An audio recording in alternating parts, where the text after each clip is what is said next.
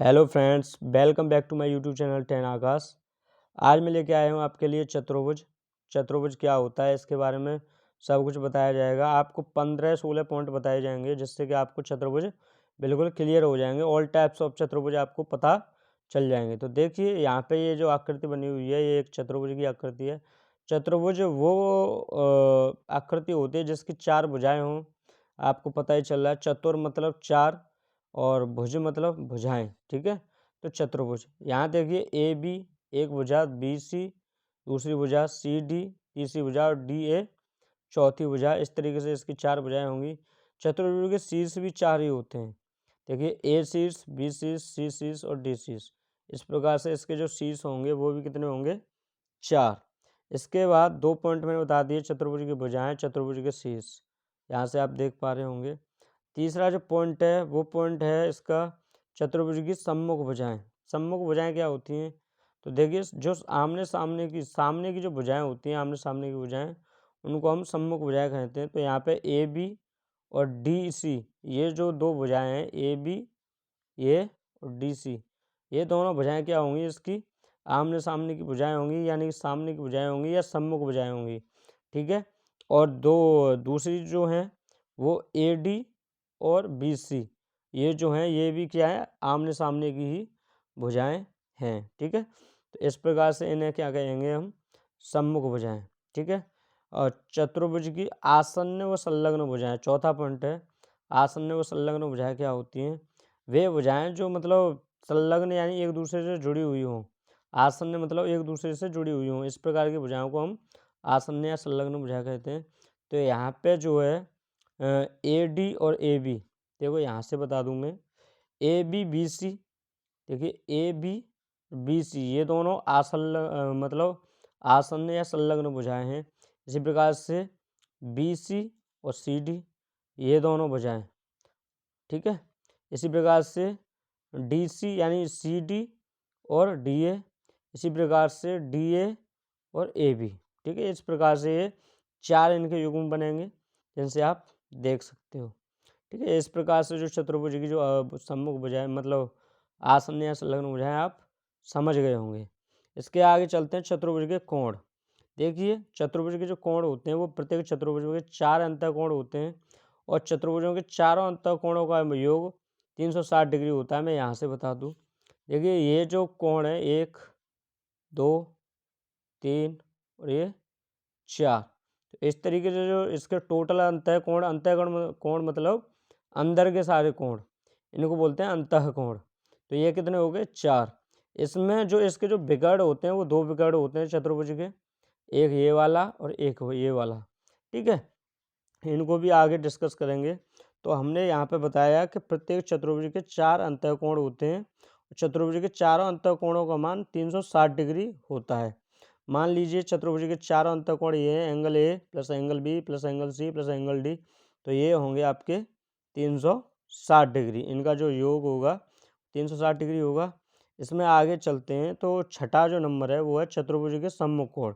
सम्मुख मतलब आमने सामने वाले कोण।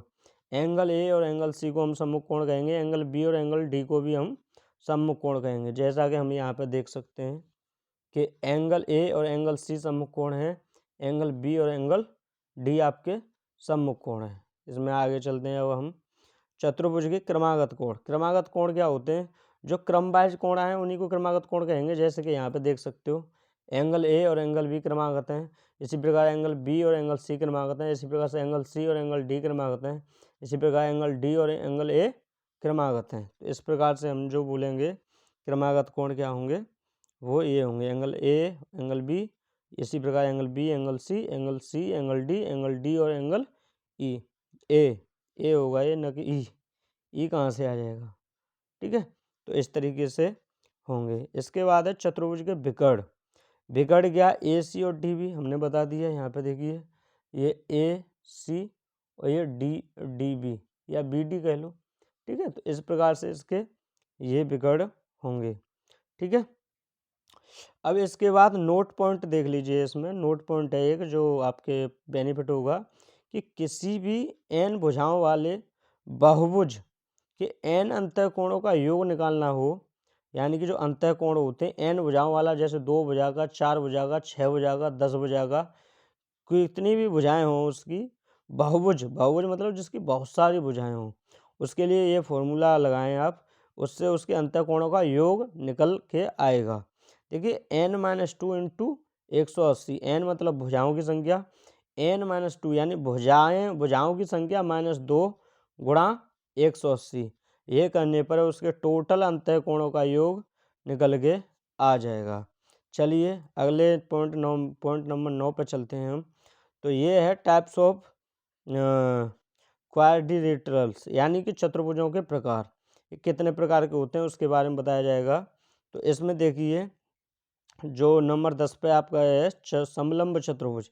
समलंब चतुर्भुज क्या होता है, जिसके आमने सामने की या जैसे सामने की दो भुजाएं समांतर हों, जैसे DC और AB, ये दो भुजाएं DC और AB ये दोनों क्या हैं, एक दूसरे के पैरेलल हैं, यानी एक दूसरे की सीध में हैं। जबकि AD और CB ये क्या है, पैरेलल नहीं है। ठीक है, आप देख पा रहे होंगे। तो इस प्रकार से DC और AB क्या है, पैरेलल हैं। तो इस प्रकार से जो आपका एंगल होता है या चतुर्भुज होता है उसे हम आपका समलंब चतुर्भुज कहते हैं।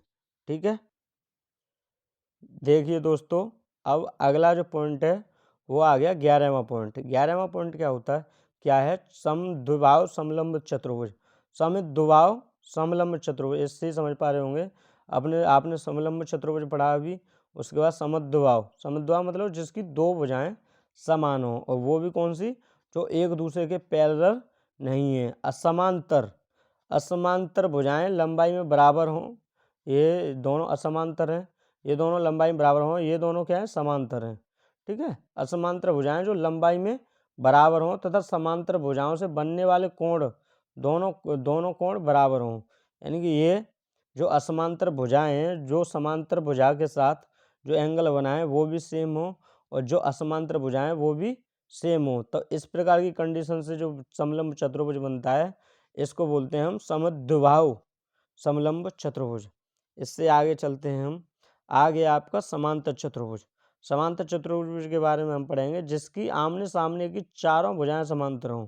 यानी कि चारों भुजाएं समांतर हों, इसका मतलब है आमने सामने की। लेकिन ये वाली DC जो है वो AB के पैरेलल हो, CB जो है वो DA के पैरेलल हो, या फिर ऐसे बोल लीजिए AD के पैरेलल हो, CB AD के पैरेलल हो। इस तरीके से, यानी जिसकी आमने सामने की भुजाएं क्या हों, समांतर हों, तो इस प्रकार के चतुर्भुज को हम समांतर चतुर्भुज कहते हैं। ठीक है, इसके बाद है आपका आयत। आयत में क्या होता है, जिसकी आमने सामने की भुजाएं बराबर हों, जैसे कि ये भुजा AD और BC, ये आमने सामने की भुजाएं बराबर हों, और इसी प्रकार से CD और BA, या फिर AB और DC, ये दोनों भुजाएं आपस में बराबर होंगी, ये दोनों आपस में भुजाएं बराबर होंगी। आयत में क्रमागत भुजाओं के बीच का कोण समकोण, यानी कि इनके जो मध्य जो प्रत्येक कोण बनेगा वो आपका 90 डिग्री बने। ठीक है, प्रत्येक कोण 90 डिग्री का बनेगा, तभी हम इसको क्या कहेंगे, आपका आयत कहेंगे। देखिए, अब इसके बाद इसकी एक और प्रॉपर्टी है। आयत के अंदर भी दो विकर्ण होते हैं, कोई भी चतुर्भुज हो उसके अंदर भी दो विकर्ण होते हैं। लेकिन आयत में ये कंडीशन होती है, आयत के जो विकर्ण होते हैं वो परस्पर एक दूसरे को 90 डिग्री पर काटते हैं, पहली बात। दूसरी बात, ये जो हैं 90 डिग्री पर काटते हैं, इसके अलावा ये एक दूसरे को बराबर भागों में विभाजित कर देते हैं, यानी कि एक दूसरे को बराबर भागों में आधे आधे पे काटते हैं, बिल्कुल सेंटर पे काटते हैं इसके पे। ठीक है, ये कंडीशन होती है आयत के लिए। इसके बाद है समचतुर्भुज। समचतुर्भुज क्या होता है भाई, जिसकी जो आसन्न भुजाएं जिसकी दो आसन्न भुजाएं बराबर हों उसको हम कहते हैं समचतुर्भुज। जैसे कि यहाँ पे AB और BC ये दोनों भुजाएं बराबर होंगी, तो इस प्रकार का जो चतुर्भुज होता है उसे कहते हैं हम समचतुर्भुज। आई होप आप समझ रहे होंगे जो मैं बता रहा हूँ। इसके बाद है आपका वर्ग। वर्ग क्या होता है, जैसे कि जिसकी चारों भुजाएं बराबर हों उसको कहते हैं वर्ग। जैसे ये चारों भुजाएं क्या हों, बराबर।